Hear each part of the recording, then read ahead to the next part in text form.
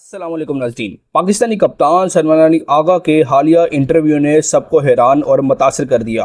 उन्होंने साफ अल्फाज में कहा है कि टीम को दुनिया की सबसे कमज़ोर टीम कहा जाता था, मगर आज वो एशिया कप के फाइनल में है और ये उन तमाम लोगों के लिए जवाब है जिन्होंने पाकिस्तानी टीम को अंडर एस्टिमेट किया। उनके जवाब का मकसद बराह रास्त इरफान पठान की जानिब था, जिन्होंने पहले पाकिस्तान दावा किया था कि भारतीय टीम यकीनी तौर पर बांग्लादेश, अफगानिस्तान या श्रीलंका के खिलाफ फाइनल खेलेगी और पाकिस्तानी टीम कभी भी फाइनल तक नहीं पहुंच सकती।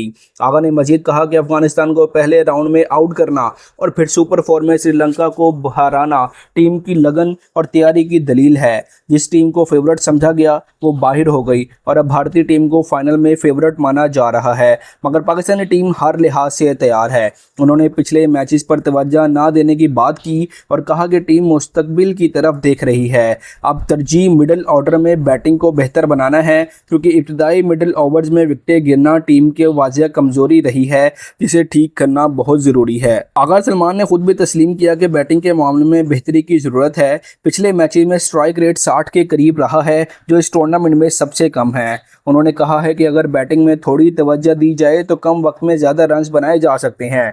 आगा सलमान ने स्ट्राइक रेट पर तवज्जो देने की अहमियत पर जोर दिया और कहा कि फाइनल में कम से कम अच्छी बैटिंग यकीनी बनाई होगी ताकि टीम मजबूत पोजीशन में नजर आ सके। आखिर में सलमान अली आगा का मौक़िफ़ वाज़िह है, पाकिस्तानी टीम को कमज़ोर ना समझा जाए। गलतियां तो हुई हैं, मगर उन्हें दुरुस्त किया जा रहा है और टीम फाइनल के लिए पूरी तरह तैयार है। इन्हें अंडर एस्टिमेट करने वालों को साफ जवाब दिया